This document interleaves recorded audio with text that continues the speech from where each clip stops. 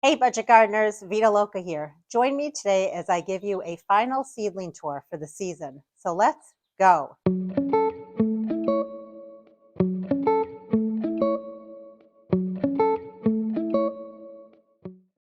So I'm standing here in my garage and you can see I'm surrounded by plants. I've spent the last many days hardening off plants and they're still hardening off, but it was time to kick those plants to the curb and move them out of the house. So I wanted to give you a nice detailed tour and show you how all the plants are looking. But before we start, we're going to go ahead and move these plants out of the garage. We had some heavy rain this morning, so I babied them. I kept them inside, but the rain is now slowing down, so we're going to bring these plants outside.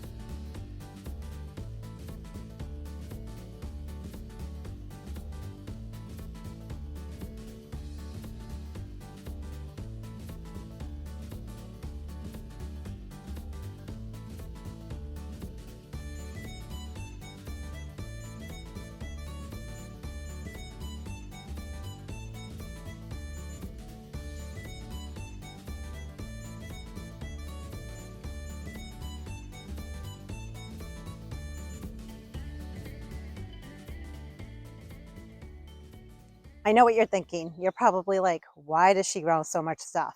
If you've been watching my videos, you know that I love growing things. I've been gardening for 30 years, so every year I like to do different things and I like to experiment.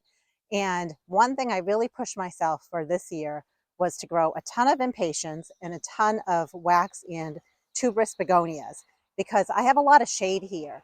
And so I wanted to have a lot of shade plants. And not only that, I wanted to push myself because I really want my gardens to have full impact. I want them to be full. I want them to look kind of like when you go to Disney World at Epcot and they have like a whole sea of flowers. I wanted to do that. However, I wanted to do it in a budget. I didn't want to break the bank. So a lot of what you see and what I'm going to show you today were plants that I started not only from seed, but seed that I collected myself. So the investment in terms of money was very little. Yes, there was a lot of time, but it is my hobby. And there is a cost associated with the time as well as the grow lights. But to go out and buy all of these plants, I can't even imagine how much it would have cost me. So what we're going to do is we're going to start going through each of the plants. So I think I want to start with my wax begonias because I'm so proud of them. But I know someone might ask the question about these rolling carts. My husband made these for me. I had one to start the season and I told him I needed another one. So he made me a second one. And it was mostly using, especially this cart here, it was mostly using things that we already had in the house. I want to say the biggest cost was the cost of the caster wheels on the bottom. And then this year he did have to buy the lumber to build this one over here. But again, it was still pretty cheap. And since I don't have a greenhouse, this method works really well where I can bring the plants out during the day, but then at night, because I mean, we still have cold temperatures at night, I bring everything into my garage. In fact, this week, most of our nights are 40-degree temperature. And for the pepper plants, it's still a little too cold. But without further ado, let's go ahead and I'm going to do the tour of the plants. Let's start with the wax begonias. I absolutely love wax begonias, and you can see that there are different colors to the flowers, as well as different colors to the leaves. And really, the way it works is since I collect my own seeds, I basically don't know sometimes what colors I'm going to get. For example, there's one that's like right over there, and it's a really, really pretty color. It's not one that I have many of. And it's probably because it's a cross of a bunch of different plants, and that's the color I got. And don't worry, I'll take you in for a closer look with these plants. But I should take a guess or a stab at how many plants I have. What I can tell you is all of these plants here, basically each tray has 36 plants in it. And as we go down towards this side over here, I wasn't able to pot up those plants. So what I'm going to do is I'm going to show you a close-up of one of those plants over there and maybe one of these over here, just so you can see what they look like. So this is just a small 6 cell pack, and it's jam-packed with 6 wax begonias. And again, you can see that there are some really pretty pink ones there, some beautiful white ones, and these would be as big as all of those down there. But I simply just didn't have time to pot them up. And so that's fine. They will eventually get much bigger, but you can see they're completely happy packed in their little tiny 6 cell packs. And when it comes to these 6 cell packs, I have at least 2 trays down over there of just these small little 6 cell packs. And each tray is 72 plants. So that is a lot of plants just in those 2 trays. So this, you can see the leaves are getting a little tattered, which is natural because all these plants were jam-packed and right close to each other under my grow lights. They are a little bit leggy, but that is totally fine. Once I get them planted in the landscape, if I have to, I can always cut some plants back. But the big thing is you can see they look very happy. Clearly, they are loving life and they're blooming. And I love the leaf on this one. I think it's very different. So these were able to graduate. I had time at one point and I bumped them up into the big 6 cell packs. So here's one that is just totally different and unique from all of its friends.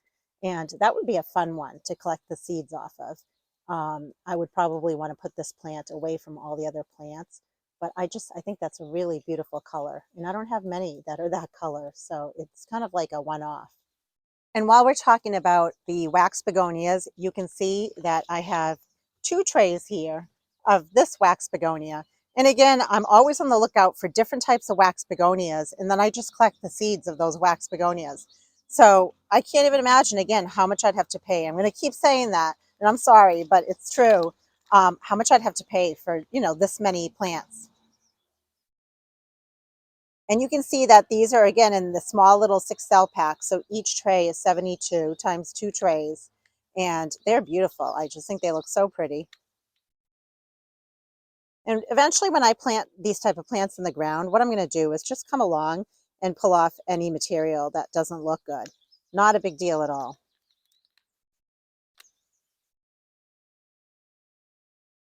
Okay, what do you think so far? Is that an insane number of begonias or what? Guess what? Those are just the wax begonias.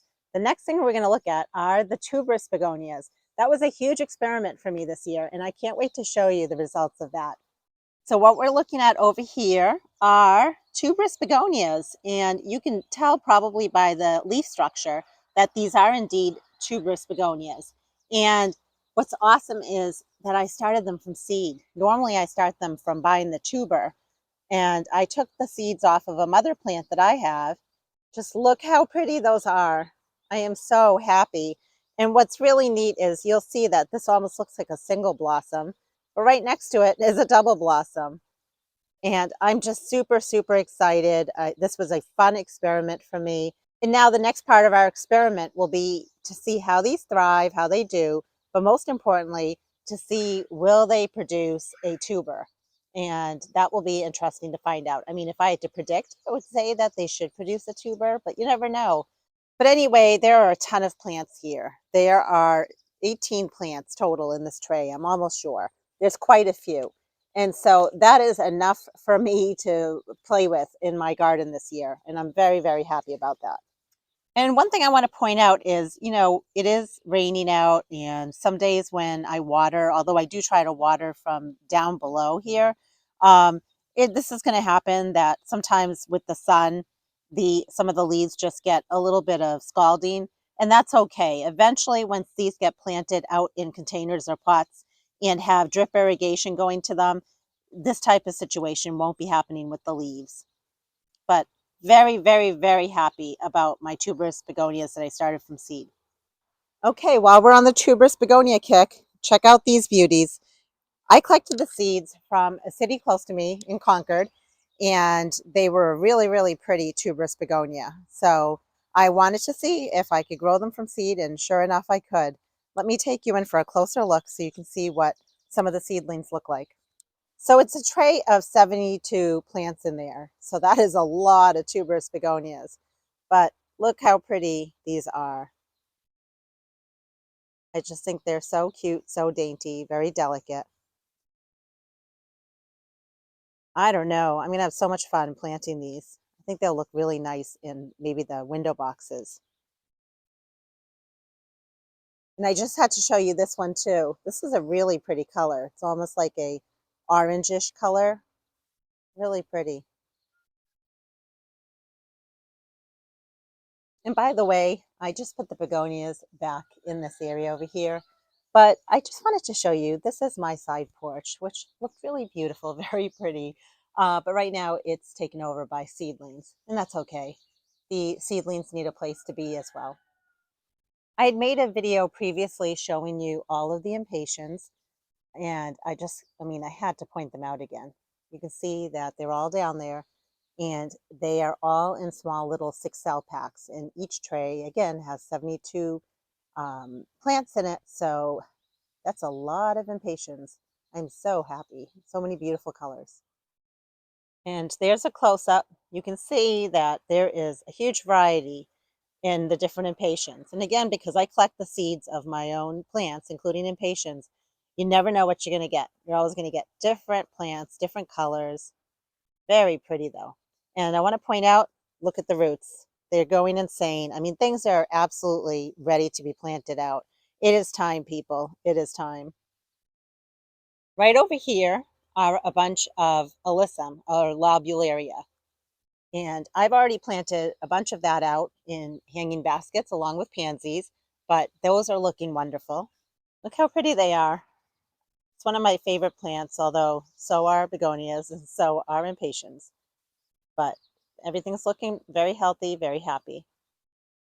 Do you remember I had done like basically a one seed challenge, and it was a packet of seeds that were super old, and it was supposed to be Alyssum pastel mix. And I had said in that video I need to keep that plant alive, or those couple of plants alive, and collect the seeds off of them. Well, I did keep the plant alive, and I was hoping to collect the seeds off of it, but I was really hoping for maybe a purple color or pink color Alyssum. And clearly you can see that they are all white. There was one that started to look purple to me, but I'm not sure. It's this guy right here. And I mean, clearly I'm going to keep them. I'm going to plant them out, but they look almost like my other Alyssum. So that's all right. I just wanted to give an update. Sorry if the angle shots are not great, but it's just easier for me to point them out, and I'll then take them in for a closer look so you can see a few of them. Up here, going all the way to there, are vinca. And many of the vinca got bumped up into larger 6 cell packs. So the larger 6 cell packs are pretty big, and you can see that the vinca are just starting to bloom. And I have some really pretty ones that are starting to bloom. I mean, they're all very pretty. And even though all of these are in the bigger cell packs, that means that each tray has 36 plants in it. However, this tray, I didn't get around to bumping them up into bigger cell packs. So this tray has 72 plants in it. So I have a lot of vinca, which is very cool. Here's a tray of about 50 delphinium, and I did not get a chance to bump them up. And so they're still in very small 2-inch pots. But you can see that they look very happy, very healthy. And by the way, I have continued to fertilize all my plants. So even if you see a tiny little bit of yellowing, overall the plants look really good because they're getting fertilized on a weekly basis. And that's just a close-up of the Delphinium plant, and you can see how small the pot is compared to the plant. And clearly the plants need to be bumped up.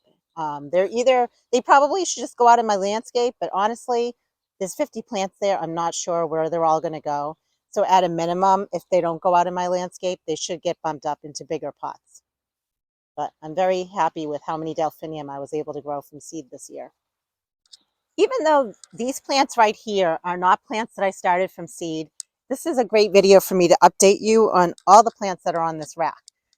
Now, this plant, I had taken cuttings of it, again, from Concord. It was in a planter, and I only started with maybe 3 or 4 cuttings last fall. And I don't even know, maybe about 40 plants here, and they are all looking so good. And there's a close-up of one of the plants. And I noticed that as I take more cuttings off of the plants, the bushier they're getting. But these are going to be perfect in all of my container pots and window boxes, hanging baskets, you name it. And how exciting that all these plants were free to me. It all started with a few cuttings, and then I just kept propagating off of them, and now I have plenty to play with for the season. There are a ton of peppers here. This basically starting from here all the way down on the top row, and then from here almost to the end. These are all different peppers. There are bell peppers, different kinds. The California bell peppers, there's purple, there's orange bell peppers, there's mild jalapenos. We have a bunch of habaneros. I think that's it. So lots of different peppers. I don't need all these peppers. I really don't need all these peppers. I've been selling them. People have been coming and buying as part of my backyard plant nursery. So I've made a lot of sales already. I still have plenty. And then whatever's left over, I'm going to donate to a local community garden that basically they have plants there for local refugees. And so I'm going to be donating whatever's left over to that location there where I've donated over the last many years. So we'll see, but I only need a few for myself. And when it comes to peppers, I will be planting them in pots, and I'll be showing you how to do that, especially if you live in a small area and you grow in pots or you have only balcony gardening. This will be a great opportunity for you to watch me grow vegetables in pots. And there's a close-up of the plants. You can see they're nice and dark green. Again, the fertilizer helps, the weekly fertilizer. And in fact, what I'm very excited about is there's a little baby jalapeno pepper that's already started. And these are all in pretty much 3-inch pots, for the most part, small pots. So right back here are eggplant, and they are the jewel amethyst eggplant. Again, I will be planting my eggplant in pots, but I'm going to bring you in closer so you can look at what one of them looks like. But I've sold some of these as well. I still have maybe about 6 or 8, but I really only need probably 2, a maximum of 3. But I'll show you what one of them looks like. And well, you can see how awesome is that. We have a blossom. So yeah, they are budded up and they're starting to bloom, which is very exciting.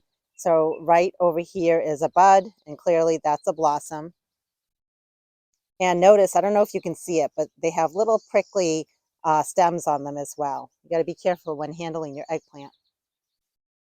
But the plant looks good. It's ready to go. It's ready to be planted. Well, not yet, but maybe in another week or 2. We still have cold temperatures. Do you remember all the dahlias that we stored during the winter months? I had made a video showing you my process for storing my dahlia tubers. Well, that is what is pretty much all down here. This whole area right here are dahlias. And I've just started the pre-sprouting process over the last probably, I'd say, 3 weeks. And it's incremental. I didn't do it all in one day, which is why you see that some of the plants are much taller. Other plants are just barely starting to sprout. And I'll bring one plant closer in so you can look at that and see what it looks like. Now, most of these dahlias are not anything special, although they are special to me. They're dahlias that I started from seed, and there's really no name to them. They're, I believe it's just a Darwin mix is the name. They're just a shorter variety of dahlia. And I started them from seed a number of years ago. I collected the tubers, and that's why I have so many dahlias now. So I just try not to buy my dahlia tubers. They're so expensive. I start them from seed. I save the tubers. I divide the tubers. And I still have more in the garage to sprout. But I have enough here to get me started, which is very cool. These right here are Dusty Miller plants. They're hardy in zone 7, and I live in zone 5B. So technically, they shouldn't survive my winters. Occasionally they do, however. But either way, I did want to overwinter some in my garage. And even though these say proven winners, these are not proven winter plants. I just reused the containers. But overall, I'd say that the plants look very good, very healthy. And I'm excited about being able to use these in some of my pots and containers. We have a bunch of stuff over here. Let's start with the basil. We have really been enjoying the basil. I've been cutting on it quite a bit, which is making it nice and bushy. And I prefer to only do one plant per 3-inch pot. I feel like that's plenty. I mean, look at how much basil is just in one pot. And it just allows it and it gives it more room to breathe. So I really need to come back in here and cut on these some more. I had a lot more basil, but I've sold a lot of it. So I'm happy with what I have here. Plus, I did take cuttings recently, and I'll show you those as well in a minute. And the cuttings have all rooted, and so between this plus the ones that I've rooted, I have plenty to play with for myself. I really don't need this much, to be honest with you. And this is a different type of basil, and this, you can see it started to go to blossom. So I did cut that back. Now that this plant is outside, my hope is that it will turn purple. It's supposed to have purple color leaves, but it's super pretty. I had 3, I sold 1. As long as I keep 1 for myself, I'm happy. I don't even need 2. And over back here is cilantro. I had 4 of them and I sold 2 of them. I really only need 1, and this is ginormous. I mean, that's plenty for me. Here are my ranunculus as well as anemone. And these are probably going to be the first things that I need to get in the ground. In fact, they probably should have gone in the ground a while ago, but that's okay. We'll be doing that together in a project. And the anemone have been blooming actually for a few weeks now. And we just had heavy rain, but I'm going to see if I can show you a nice blossom on one of them. But the ranunculus are even budded up, which is super exciting. So those are going to get planted in the raised beds that you see behind in the background here. Isn't that beautiful? This is my first year growing an anemone. I've done the ranunculus before, but not the anemone, and I think that's so pretty. I showed you in a previous video my process for pre-sprouting my calla lily bulbs. Most of the bulbs in this tray were bulbs that I overwintered in my garage, and there's a small amount of bulbs on that side that I purchased. So I wanted to show you what they look like, but pretty soon I need to pot these up and put them into a beautiful pot that will end up probably going on my porch. When we put them in that container, they were just barely starting to sprout. And now you can see they're really taking off and they have created their roots. They are ready to go. I need to put them in some really pretty containers. I can't wait. Here are the basil that we had taken cuttings of and they rooted, and then I just potted them up. So they're all looking really good and they will take off in no time. But they were recently potted up into the soil. But give them time and they will get nice and big, and then I can start harvesting off of these as well. Down here are some geraniums, and most of these were overwintered bare root. And keep in mind, they don't look great. And I'm okay with that given the number of plants I'm taking care of right now. Some look better than others. And I know from last year, I had these a lot bigger. They were all blooming. They looked beautiful. And for this year, they're kind of limping along, but they're not dead. They just really need to be put in a pot and they'll take right off. So I did want to give an update on these because I wanted to make sure I'm honest with you and I show you what they look like. I really just chalk it up to the fact that I'm taking care of so many plants that these were just left behind a little bit more. And that's okay for this year. And there's a close-up of one of the geraniums. And here's a close-up of another one. So we're back on my porch. Over there are Coleus that I started from seed that I collected from last year. And they were seeds that I bought last year from Baker Creek, and it's Colocha Rose. And I wasn't sure if the plant would be true to the parent plant based on the fact that I collected the seeds. They are gorgeous. I mean, I just think they're so pretty. And I have almost basically 2 full trays of this plant, and each tray has 72 plants in it. Don't they look wonderful? Down over here is lobelia. It's the trailing lobelia. And I have 3 trays of trailing lobelia. One's over here, one's over there, and one's over there. And you can see I mostly have the blue color trailing lobelia because I really love the blue. But sprinkled in there, I also have some white ones.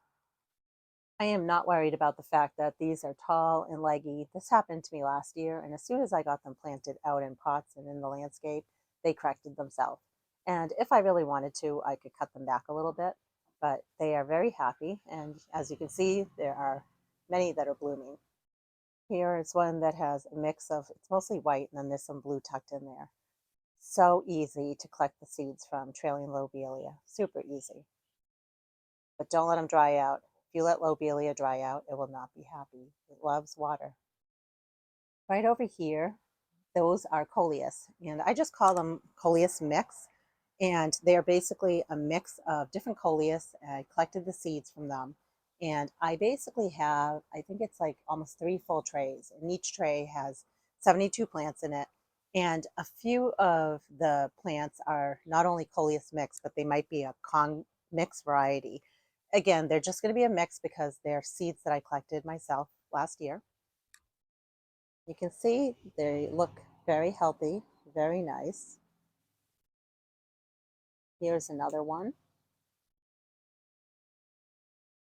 These are just some that I collected the seeds. They were like a darker color with the green trim around them. And I have a number of cell packs of these as well. I always challenge myself. If I see a Coleus I like, I wait for it to go to seed. I have no idea where I collected the seeds for this Coleus, but when I wrote down on the packet of seeds, I wrote down green Coleus. And you can see they're definitely a lime green Coleus. And I have probably, I think, 6 packs of these specific Coleus colors. By the way, when I walked over here, I glanced to see what that is. That is also lobelia. So I have 1, 2, 3, 4 trays of it times, each tray has 72 plants in it. So lots of lobelia. Loving that. Okay, so I did not plant as many marigolds. I promised myself this year I would do it. It's still not too late, so I am still going to try to get to it if I can. But if I don't, it's fine. I have, I think, probably maybe 4 6-packs of marigold that I started from seed. I'd love a lot more, but at least I have some, and they look great. Down over there are lavender, and I have about 100 lavender plants in total, which is very exciting. And I've slowly started the process of bumping them up into 3-inch pots. So you can see that they are looking great.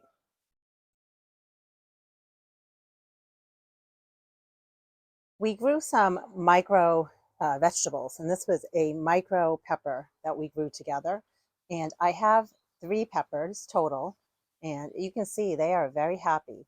Now, I originally planned on keeping these indoors under my grow lights during the summer months. But honestly, I decided against it at this point. I wanted to turn off the LED shop lights, give them a break. And so these are going to get bumped up into bigger containers, and I'll put them somewhere where they're going to get full sun. But they are loving life. They look very healthy. I think I had planted 2 micro cucumber plants, and of the 2, only 1 survived, which is perfectly fine. And we've already picked some cucumbers off of this plant. But aren't those darling? I mean, the fact that you can grow cucumbers indoors during the winter months is great, and you better believe I will try that this winter. But for right now, again, I'm going to bump this up into a bigger container, and we're just going to grow that on in that container. And then we also grew some micro tomatoes, and I'll be honest, they're not very happy with me. I think I've let them dry out a few times. I know I did. And so they need to be potted up. They are alive, they are producing tomatoes, but they just need to be potted up at this point. And that's 1, and I have 2 of them. And we've been actually picking tomatoes off this one quite a bit. But yes, it is not happy with me. So it's okay. We'll pot it up and make it happy. Well, I know this is a seedling tour, but I wanted to point out that I have brought out my Amaryllis, And they basically will survive outdoors now. I'm going to maybe put them out in my landscape somewhere. And if I don't, they'll at least stay in these pots. And they need to feed the bulb for the rest of the summer. And then I will put them in dormancy later in the summer. And then I will get them going again so that they bloom around Christmas time or sometime during the winter months. I'll be sure to show you that process on what comes next. But for right now, the amaryllis is outdoors and it's just going to keep feeding the bulb. And I have 5 or 6 amaryllis bulbs. They're so expensive to buy, so you definitely want to try this process and keep your amaryllis bulb going and going year after year. I have a number of dahlias that I started from seed. We did it together in a previous video, and you can see how nice and green the leaves are. But I never potted them up. I wanted to put them in a larger pot. And I definitely want to keep these dahlias going because these are dahlias that I don't have, and I want to collect the seeds off of them as well as the tubers that they create.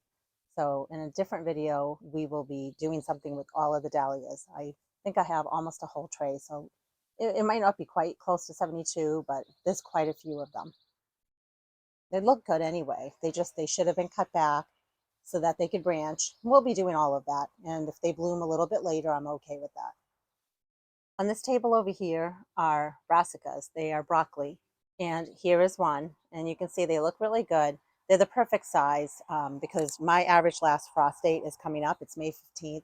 So we should have been planting these within the last few weeks.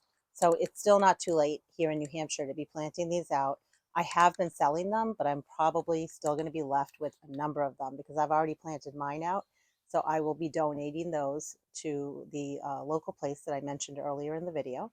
Okay, now I'm just getting lazy. Over here are just some more tuberous begonias that I started from seed. Over here are snapdragons. I have a love-hate relationship with starting snapdragons from seed. I think part of it is I have so many other plants and I feel like snapdragons don't like it if they get too wet. They don't like it if they get too dry. And I'm kind of done with them because there's other plants I'd rather spend my time with. So yeah, I just wanted to show you what they look like, but I think they'll be fine.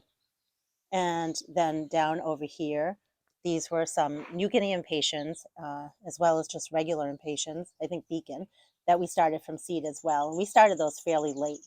So it'll be interesting to see what they look like, but I'm not too worried because I have a ton of other impatiens. And I mean, just some more delphiniums. It's just a hodgepodge in here. Look at all the plants. Just had to show you. This is my porch. Okay, so over here we have Swiss chard. Then over here there's cabbage. We have lots of onion. And again, these are all the cool weather vegetables. And at this point, I'm just trying to sell them or I'll donate them because I have plenty. There is cabbage over here. There's Brussels sprouts over in here. I mean, everything's looking great. And again, just more of the cauliflower, cabbage, broccoli, Brussels sprouts all the way down there. Lots of plants.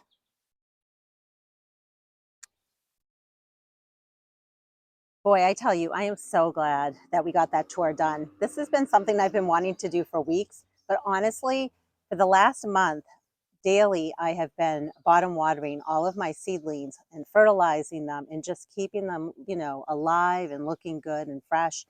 And it is now go time. Even though my last average frost date is May 15th, the weather looks great. I've been looking at the 10-day forecast and I feel very confident that it's okay to plant all of these plants out.